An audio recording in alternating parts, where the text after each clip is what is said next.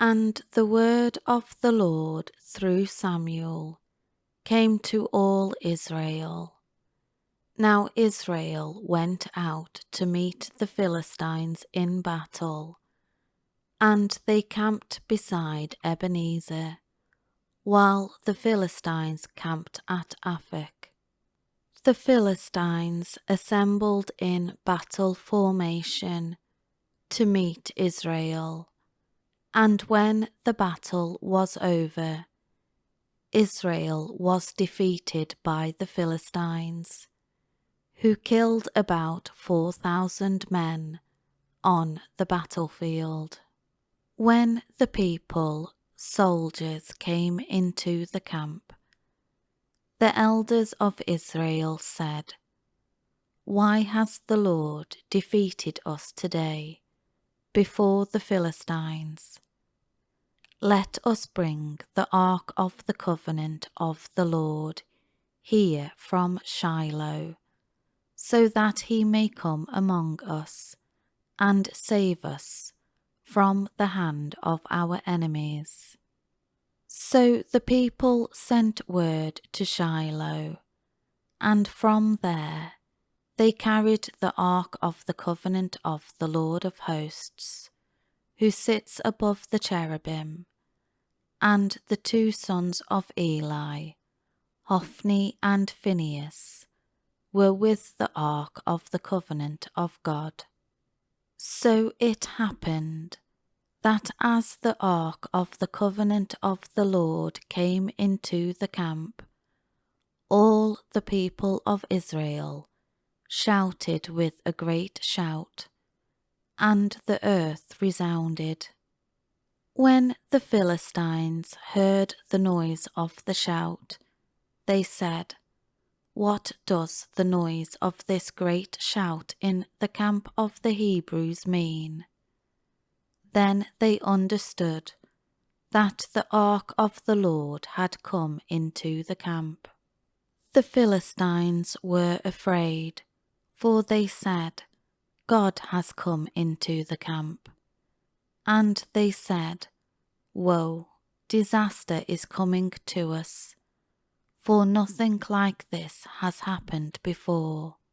Woe to us! Who will rescue us from the hand of these mighty gods? These are the gods who struck the Egyptians with all kinds of plagues in the wilderness. Take courage and be men, O Philistines, so that you do not become servants to the Hebrews, as they have been servants to you. Act like men and fight." So the Philistines fought. Israel was defeated, and every man fled to his tent. It was a very great defeat, for 30,000 foot soldiers of Israel fell. Also, the ark of God was taken, and the two sons of Eli, Hophni and Phinehas, were killed.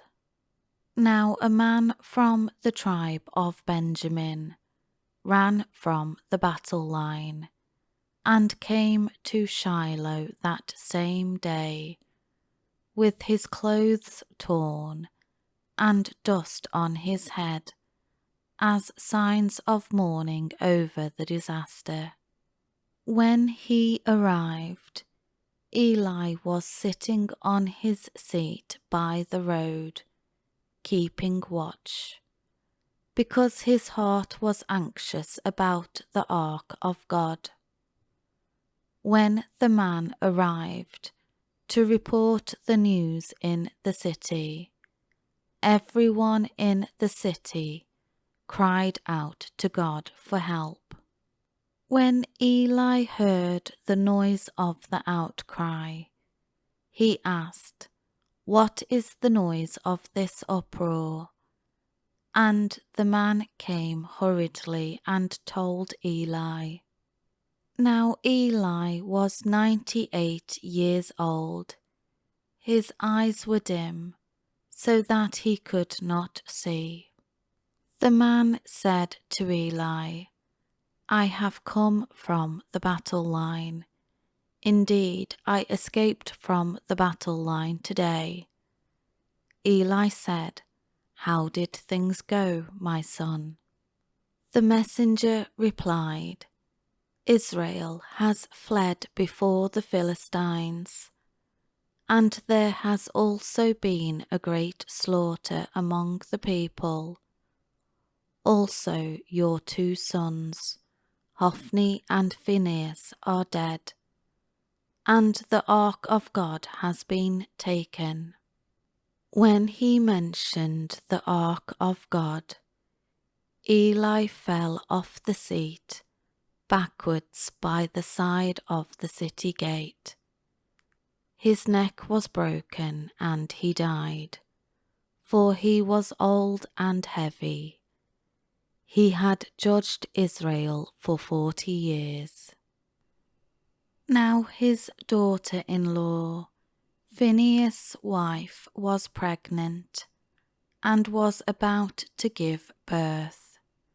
So when she heard the news that the ark of God had been taken, and that her father-in-law and her husband had died, she kneeled down and gave birth, because her labour pains began.